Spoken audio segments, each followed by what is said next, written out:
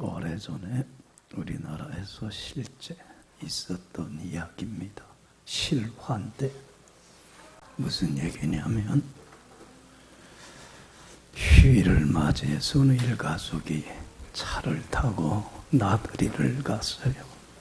그리고 재밌는 시간을 갖고 밤 늦게 이제 차를 타고 돌아오는 길인데 거의 사는 동네 근처에 왔을 때 그 찻길에 누군가가 쓰러져 있어요.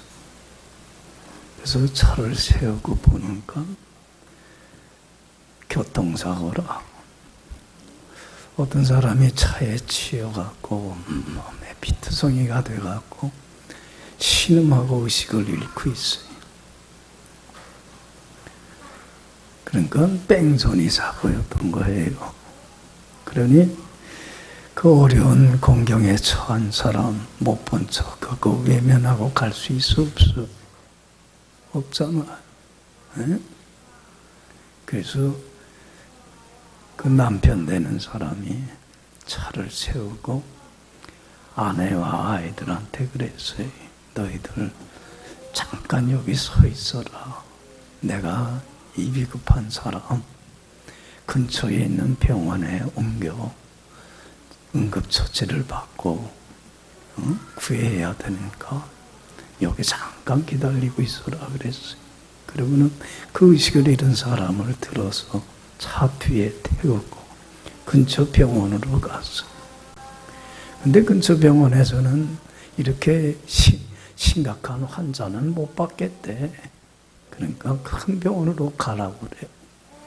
그러니까 이 사람이 큰 병원으로 또 옮겨서 응급처치를 하고 구했어요. 그러려고 시간이 많이 지체가 됐어요. 그리고는 아내와 아이들을 내려놓은 곳에 와보니까 없어, 가족이. 그러니까 늦으니까 택시를 타고 집에 갔나 보다. 그러고선 이분이 집을 왔는데 집 근처에 왔는데 불자동차 소리가 요란해. 보니까 불이 난 거야. 근데 자기가 사는 집 빌라에 불이 난 거야. 얼마나 다급하겠어. 가족들이 거기에 있어 없어? 있을 텐데. 큰일 당했는 줄 알고 차에서 내려서 황급히 집으로 오니까 다행히 아내하고 아이들은 바깥에 있더라는 거야. 집 바깥에 서 있더라. 그러고서 어쩔 줄 모르고 있더라는 거예요. 그래서 자초지종을 물었어요. 어떻게 여기 일찍 왔냐 여기에. 그러니까 아무리 당신 기다려도 안 오길래 같은 빌라에 사는 여동생 집이 거기 있대. 같이 산대. 전화를 해서 우리 좀 데리고 가라 그랬더니 여동생이 또 자기 남편하고 가족들 데리고 왔다는 거야. 그리고서는 그 차를 타고 왔는데 도착하자마자 바로 전에 뭐가 난 거야? 집에서 불이 난 거라. 불이 타고 있는 거라. 어휴, 다행이지? 남편이 늦게 온 게 다행이 아니야. 근데 참 봐요. 그 남편이 어려운 형편에 있는 사람 긍휼히 여기며 외면하지 않고. 요즘 사람들은 외면해요. 저희 사모님하고 저하고도 한번 차를 타고 가다가 사고가 나서 우리 사모님이 좀 다쳤어. 차를 세우니까 안 태워줘. 왜 그러냐. 피 흘린 사람 태워줬다가 자기 시트 다 버리게 된다고. 응? 혼나서 그때 차 세워갖고 태워놓으라고. 잘 안 태워줘요, 요즘 사람들. 응? 그렇게 이기적이야.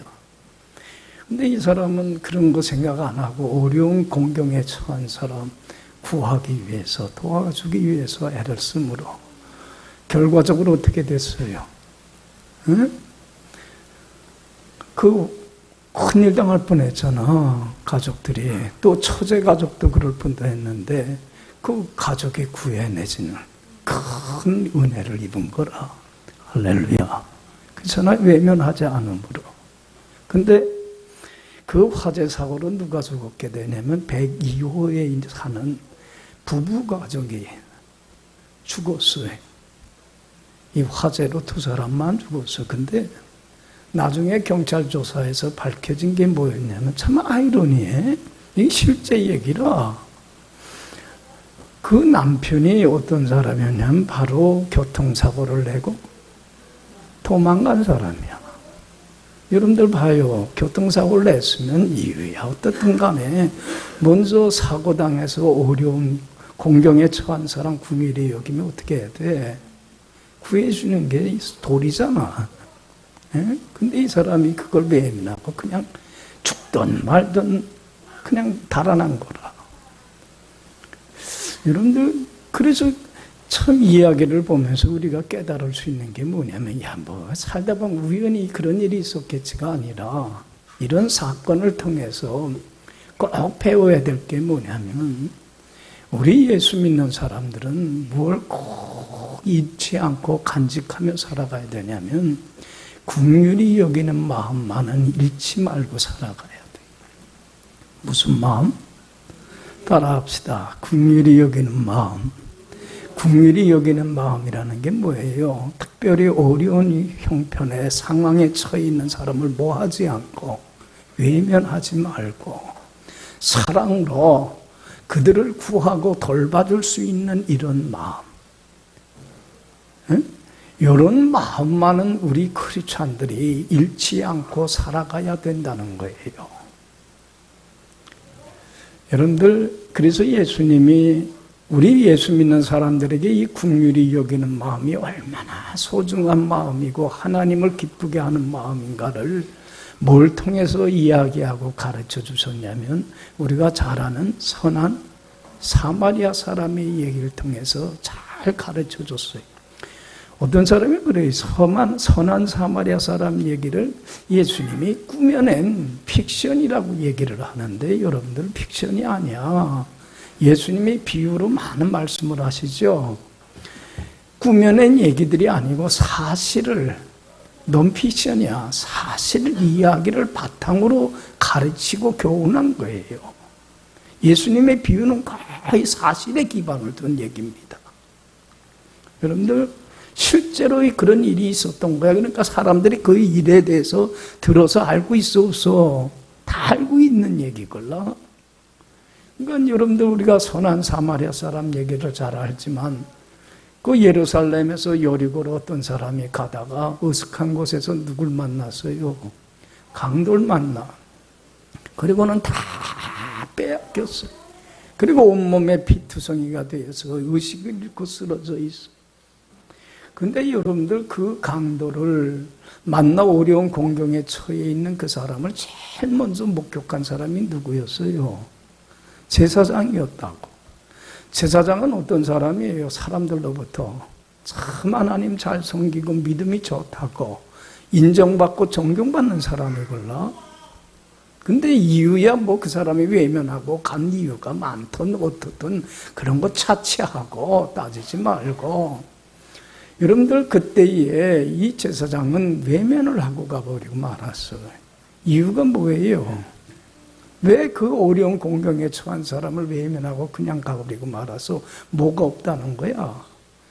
긍휼히 여기는 마음이 없다는 거야.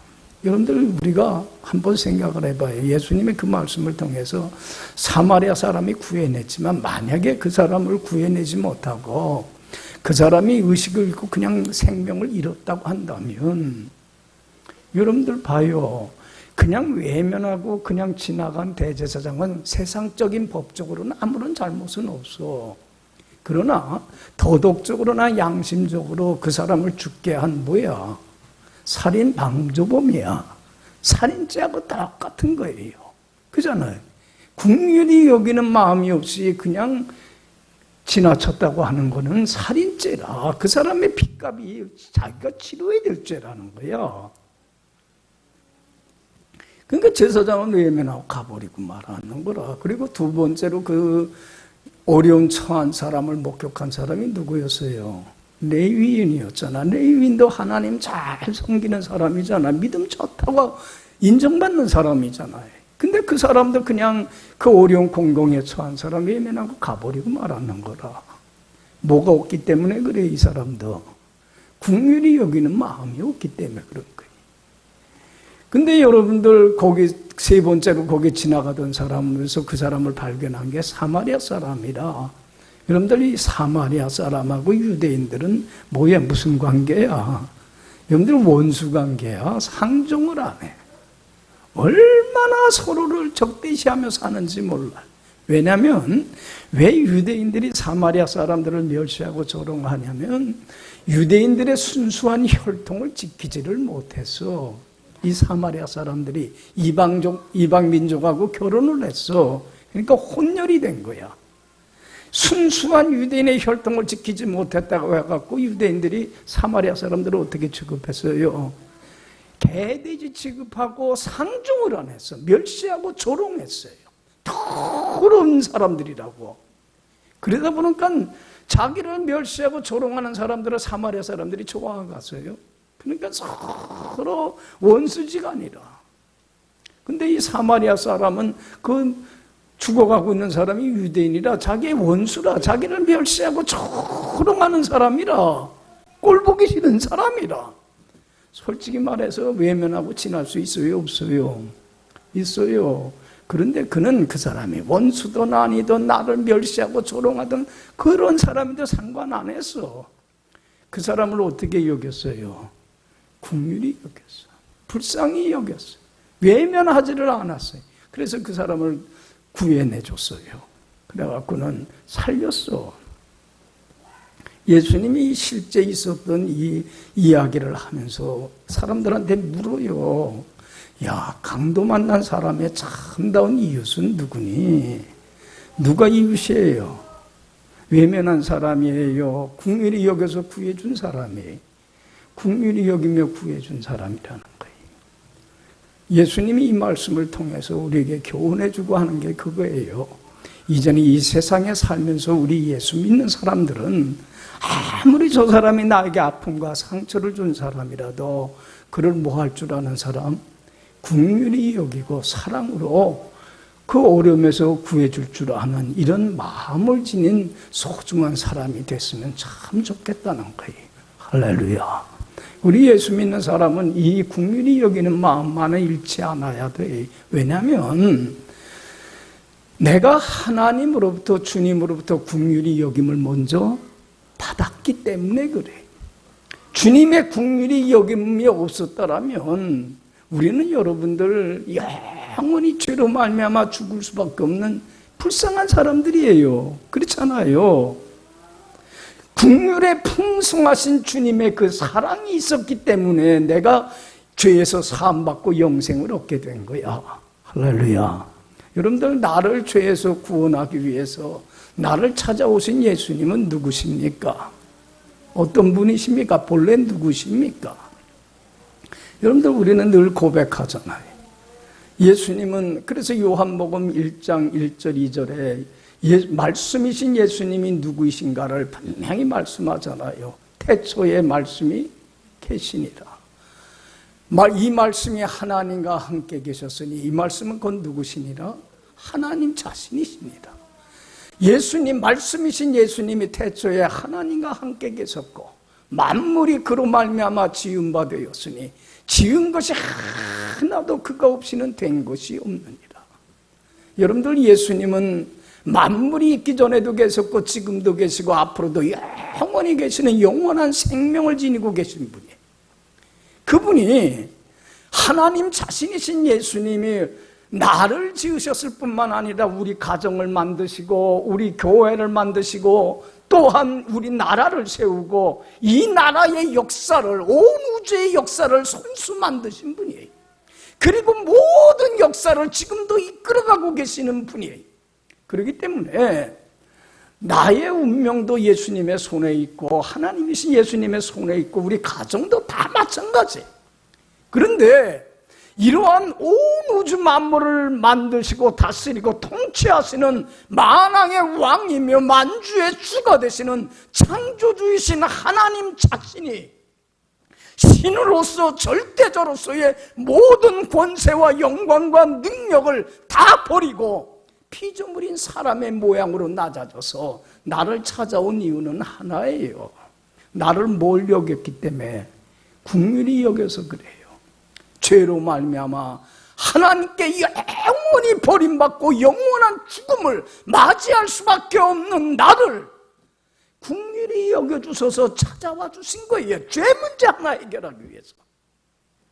여러분들 봐요. 여러분들, 우리 하나님은 거룩하신 하나님이에요. 그래서 자꾸만 죄나 허물 용납 안 해요. 여러분들, 아무나 거룩하신 하나님 앞에 나가는 거 아니에요. 우리가 지금 하나님 앞에 나와서 예배 드리는데 아무나 하나님 앞에 나가는 거 아니에요. 여러분들, 어떤 사람만이 거룩하신 하나님 앞에 나갈 수 있는 특권이 있어요. 하나님 앞에 조그만 허물, 티가 있으면 안 돼요. 완벽한 의인이어야 돼. 조금이라도 잘못이 있는 사람은 거룩하신 하나님 앞에 절대로 못 나가. 하나님께 버림받아서 생명의 근원이며 생명의 떡이며 생명의 빛이신 하나님께 버림받아 어둠 속에 살아갈 수밖에 없어요.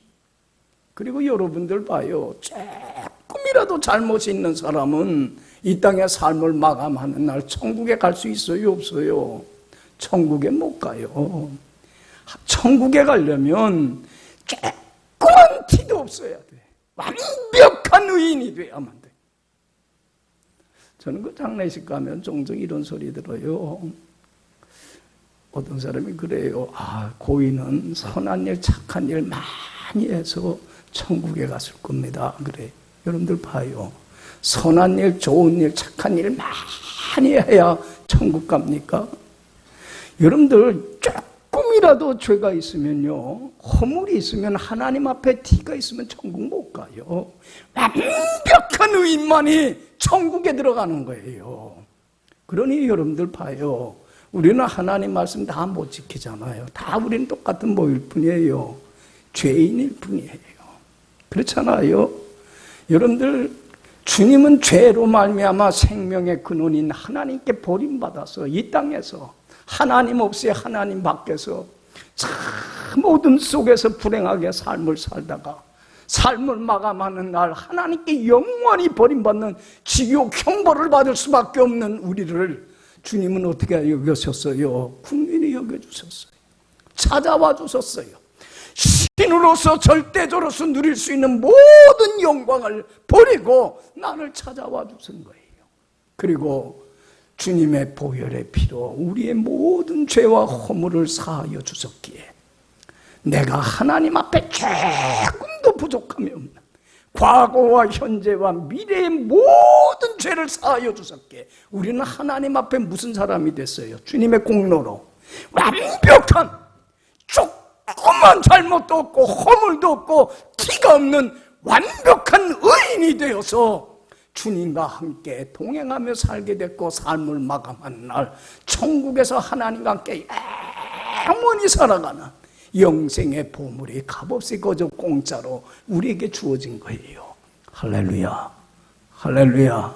우리는 의인이에요. 그렇잖아요. 이건 전적인 주님의 공로예요. 여러분들, 주님이 이러한 나를 이렇게 긍휼히 여기셔서 긍휼에 풍성하신 하나님이 나를 사랑해 주셔서 이런 은혜를 입었어요. 그렇다고 한다면 이제는 우리도 이 은혜에 감사하면서 이제는 뭘 베풀 줄 아는 사람이 돼야 돼요. 긍휼을 베풀 줄 아는 사람이 돼야 된다는 거예요. 이런 긍휼히 여김을 받았는데 우리가 다른 사람을 긍휼히 여길 줄 모른다면 이건 은혜를 저버리는 사람이 아니냐는 얘기예요. 그래서 여러분들 봐요. 주님께 받은 이 긍휼히 여김받은 은혜를 감사하면서 긍휼을 베푸는 삶을 우리가 하나님 자녀답게 살 때 하나님은 그 사람에게 한없는 은혜와 축복으로 채워주십니다. 할렐루야. 그래서 마태복음 5장 7절에 예수님이 말씀을 해요. 긍휼히 여기는 사람은 뭐가 있나니? 복이 있나니 저희가 긍휼히 여김을 받을 것이다. 여러분들 보세요. 우리가 이 세상에 살면서 긍휼히 여기는 마음을 잃지 않고 살아갈 때 하나님은 한없는 축복을 내려주시는데, 특별히 어떤 축복을 내려주세요? 긍휼히 여기시는 축복을 내려주세요. 여러분들 보세요. 우리는 하나님의 그 큰 사랑을 받았음에도 불구하고 얼마나 잘못된 삶을 지금도 여전히 살아가요. 은혜 저버리며. 여러분들 하나님이 나를 긍휼히 여겨주지 아니하신다면, 하나님이 나를 긍휼히 여기셔서 한없는 자비와 은혜와 사랑과 축복을 내려주시지 않는다면 우리는 살아갈 수 있어요? 없어요? 없어요. 긍휼히 여김을 여겨주시는 하나님이 나를 긍휼히 여겨주셔서 한없는 은혜를 축복을 내려주셔야 내가 살아가는 거예요. 어떤 사람에게 이 긍휼히 여기는 축복을 주셔요? 긍휼한 마음을 갖고 살아가는 사람에게 이런 축복을 주시더라는 거예요. 할렐루야. 여러분들, 복이라고 하는 건 늘 설교하지만 행복이라고 하는 건 행복의 근원이고 행복의 뿌리이신 주님이 주셔야 행복해지는 거지, 내가 애쓰고 수고하고 노력한다고 해서 행복이 주어지는 거 아니에요. 근데 오늘날 많은 사람들은 자기가 돈을 많이 벌고 출세하고 뭔가 권력을 얻고 인기를 얻어야, 자기가 원하는 뭔가를 얻고 이루고 성취해야 행복이 찾아온다고 생각을 해요. 그래서 소유지향적인 욕망지향적인 삶의 방식에서 벗어나지를 못해요. 여러분들, 이러한 욕망지향적인 삶의 방식에서 벗어나질 못하면 자신뿐만 아니라 우리 가정이나 나라나 교회나 온 인류의 미래는 어두울 수밖에 없어. 왜 이 세상이 점점 삭막하고 어두워져가는 이유가 이러한 욕망지향적인 삶의 방식에서 벗어나지는 여전히 못해. 우리 교인들도 마찬가지. 뭔가 내가 원하는 걸 얻고 이루고 성취해야만이 행복이 찾아온다고 생각을 해요. 아니에요. 행복은 여러분들 누가 주셔야 돼요? 하나님이 주셔야 돼요. 복을 주셔야 돼요. 하나님이 긍휼을 여겨주셔서, 나를 긍휼히 여겨주셔서 한없는 은혜를 내려주셔야만이 행복할 수 있어요. 할렐루야. 그러니까 복 달라 할 것 없어요. 복 받을 만한 뭐가 되면 돼요? 사람이 되면 돼요. 그래서 여러분들, 주님으로부터 긍휼히 여김받은 은혜에 감사하면서 이제는 우리도 어려운 형편에 있는 사람들, 특히 어려운 사람들을 외면하지 말고 그들을 긍휼히 여기고 사랑으로 돌봐주고 구해주는 그러한 귀한 삶을, 인생을 살아가야 된다는 거예요. 할렐루야. 그래서 야고보서 2장 16절에 말씀해요. 긍휼히 행하지 못하는 자는, 긍휼을 잃어버리고 사는 사람은 긍휼 없는 심판이 있으리라. 여러분들, 우리가 긍휼히 여기는 마음을 잃고 살면요, 하나님도 우리를 어떻게 해요? 긍휼히 여겨주지 않는다는 거예요. 하나님이 나에게 한없는 은혜와 축복을 내려주지 않고 하늘의 문을 닫겠다는 얘기예요. 그래서 말씀해요. 긍휼은 심판을 이기고 자랑하느니라. 여러분들, 하나님의 심판을 이기고 한없이 부어주시는, 긍휼히 베푸시는 그 은혜와 축복을 받는 유일한 길은 뭐예요? 긍휼밖에 없다는 거예요. 그래서 긍휼만큼 자랑스러운 것이 없다는 거예요. 여러분들, 이 긍휼히 여기는 마음은 잃지 않고 살아가길 간절히 축원합니다. 그것을 교훈해주고 있는 게 오늘 본문 얘기예요. 여러분들, 특별히 13절 말씀 보면 예수님이 이 말씀을 통해서 하시고자 하는 말씀 요지가 이거예요. 13절 우리 다 같이 읽어봅시다. 너희는 가서 내가 긍휼을 원하고 제사를 원하지 아니하노라 하신 뜻이 무엇인지 배우라. 나는 의인을 부르러 온 것이 아니요 죄인을 부르러 왔노라 하시니라. 할렐루야. 너희는 가서 뭘 배우라? 내가 긍휼을 원하고 제사를 원치 않는다는 걸 배웠으면 참 좋겠다. 여러분 봐요. 예수님이 이 말씀을 하게 된 배경이 뭐냐면 여러분들 세관에 앉아있는 마태를 예수님이 찾아가서 제자로 부르는 장면이에요. 오늘 본문 얘기는. 근데 여러분들 우리가 잘 알듯이 이 마태 복음의 저자인 예수님의 12제자 중 하나인 마태는 본명이 뭐냐면 레위예요. 아버지가 그 레위가 태어났을 때 레위라고 이름을 진 거는 어떤 자녀가 됐으면 좋겠다? 레위 족속처럼 하나님을 잘 섬기는 믿음이 좋은 자녀가 됐으면 좋겠다는 바람 갖고 이렇게 진 거예요. 그리고 이건 육신의 아버지만이 바람이 아니에요. 하나님 아버지도 이 땅에 마태를 태어나게 한 건 이런 자녀가 됐으면 좋겠다고 하는 바람이 있는 거예요. 그런데 이 마태가 이 부모의 바람, 하나님 아버지의 바람을 저버리고 말아요. 왜냐하면 돈만 많이 벌고 부자만 된다면, 내가 원하는 뭔가를 얻을 수만 있다면 행복이 찾아오리라 생각을 갖고 어느 직업을 택하게 되냐면 세금을 거둬들이는 세리의 직업을 택해요. 여러분들 이 세리는 아무나 되는 게 아니에요. 그 당시 여러분들 이 이스라엘 나라가 그 당시 로마의 지배하에 있어요. 그래갖고 세금을 거둬들이게 했는데, 세리를 통해서 거둬들이는데, 이 세리들은요 세금을 로마 정부에서 거둬들이는 거 이상으로 거둬들여요. 그리고 바치라는 것만 바치고 나머지는 자기가 다 차지. 그러니까 돈을 벌 수 있는 알짜자리예요. 그래서 사람들이 매국노라고 나라를 팔아먹고 돈 벌기 위해서, 돈 부자가 되기 위해서 나라 팔아먹었다고 해서 매국노라고 세리들을 창기 취급하고 죄인 취급하고 상종을 안 해요. 그런데도 많은 사람들이 이 자리를 탐낸 이유가 뭐냐면 뭘 벌 수 있기 때문에, 돈을 많이 벌 수 있기 때문에 그래. 돈만 벌 수 있다면 믿음이고 나라고 뭐 이런 거 상관없다는 거예요. 양심이고. 그래갖고는 이 레위 마태도 세리의 직업을 택한 거예요. 그리고는 정말로 돈 많이 벌고 부자가 됩니다. 그런데 여러분들 봐요. 신앙을 저버리고 하나님 품 떠나면 행복이 있어요? 없어요? 행복 없어요. 여러분들, 우리 예수 믿는 사람들은 말씀에 순종하며 주님 안에 살아가야 거기에 참 자유가 있고 쉼이 있고 행복이 있는 거예요. 안식이 있는 거예요. 그러니까 마태도 하나님 품 떠나서는 돈은 많이 벌었지만은 삶이 허무해요. 행복이 없어요. 만족이 없어요. 네? 그러니까는 참 영적으로 고민하고 갈등해요. 내가 참 이렇게 살아가야 되겠는가? 근데 예수님은 자신의 잘못으로 인하여 고민하고 갈등하는 마태의 그 중심을 알아요? 몰라요? 알아요. 그래서 찾아간 거예요. 찾아가서 마태를 어떻게 했어요? 너 나 따라와라. 제자로 불러주신 거예요. 여러분들 봐요. 마태는 그게 얼마나 감사한지. 자신의 죄만 용서해 준 게 아니에요. 뭐로 불렀어요? 12제자 중에 한 사람으로 부른 게 그게 너무 감사한 거야. 그래갖고는 마태는 모든 걸 다 버려요.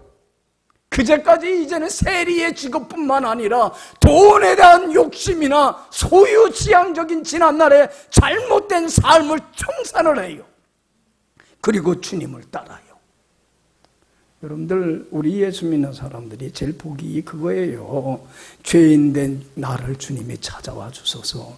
주님의 보혈의 피로 죄 사함 받고 하나님의 자녀가 돼서 주님을 따르는 신앙인으로, 크리스찬으로, 예수님의 제자로 나를 불러주셨다고 하는 게 복 중에 복이에요.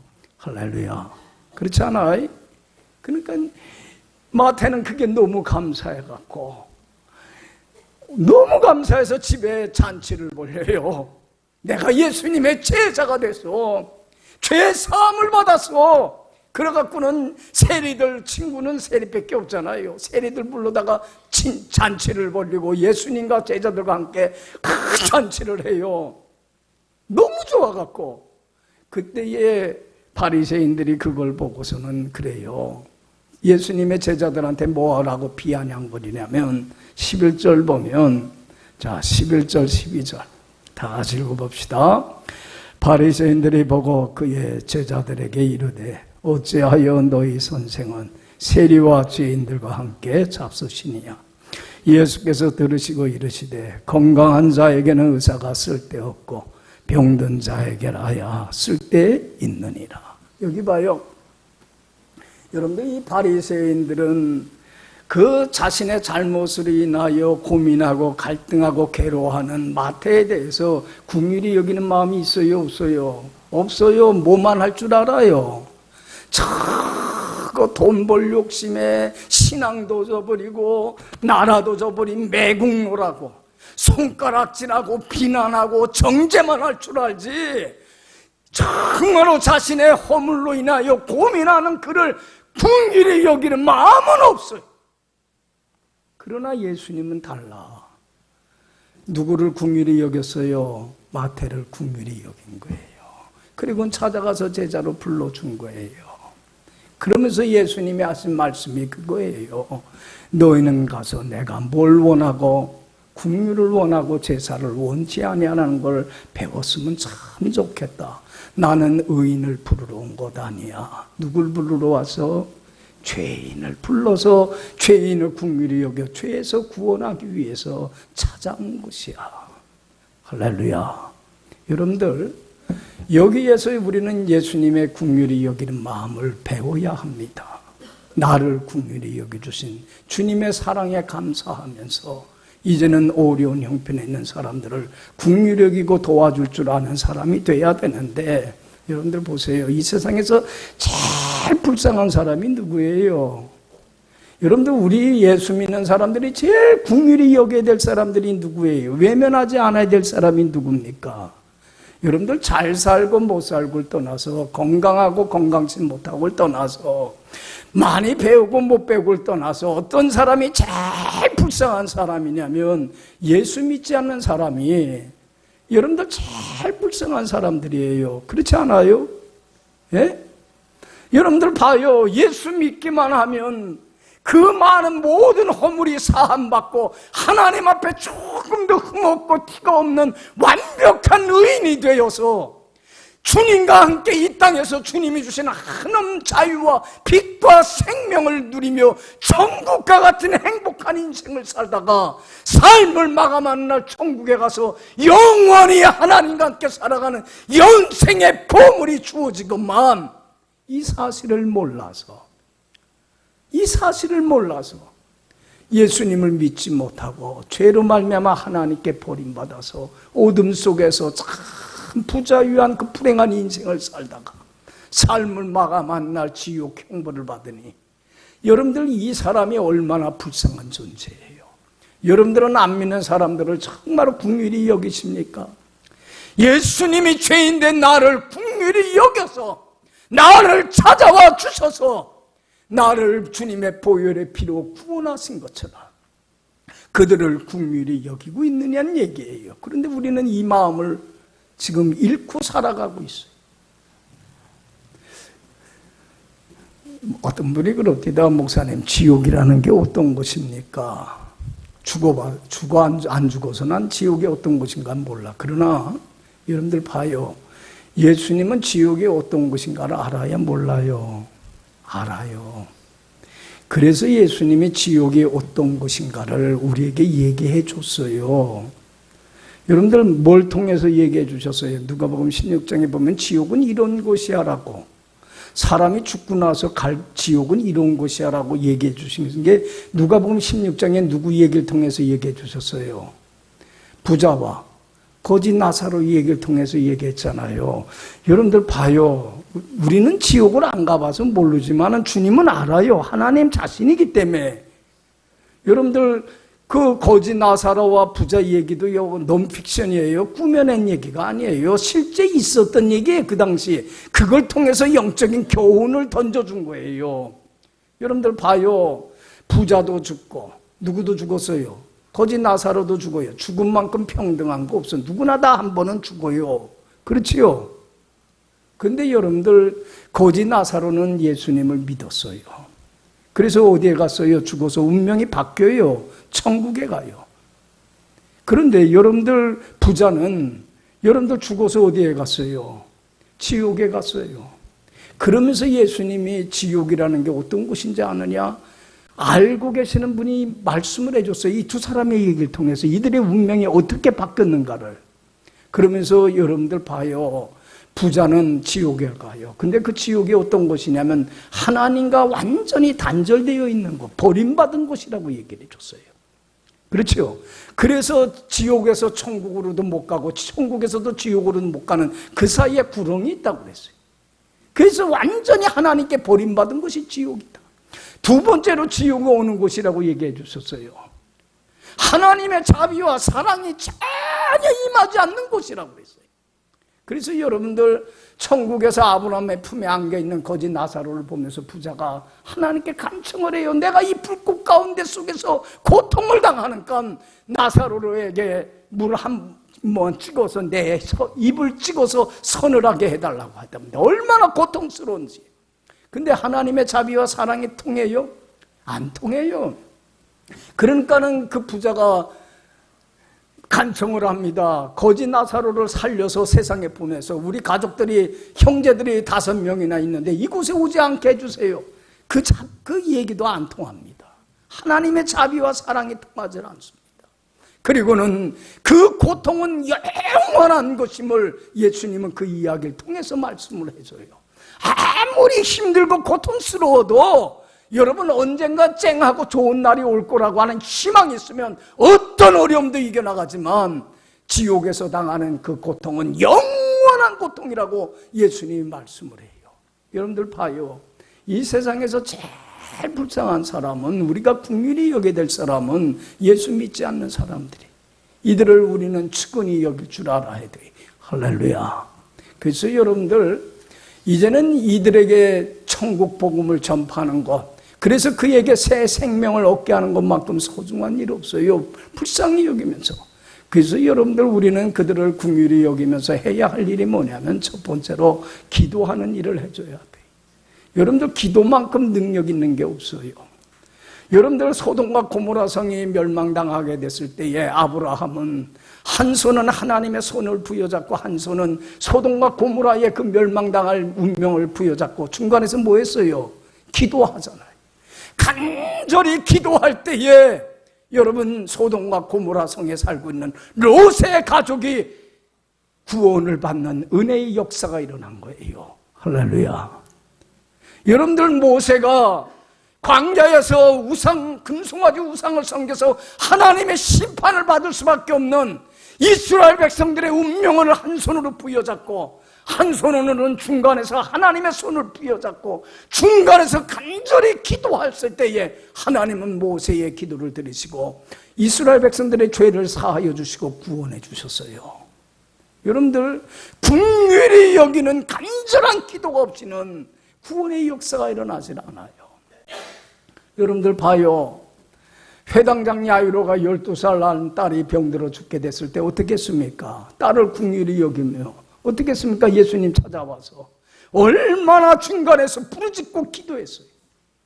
왕의 신하가 자기 아들이 병들어 죽게 됐을 때에 그를 긍휼히 여기며 예수님 앞에 나와 내 아들을 살려달라고 얼마나 간청을 했어요.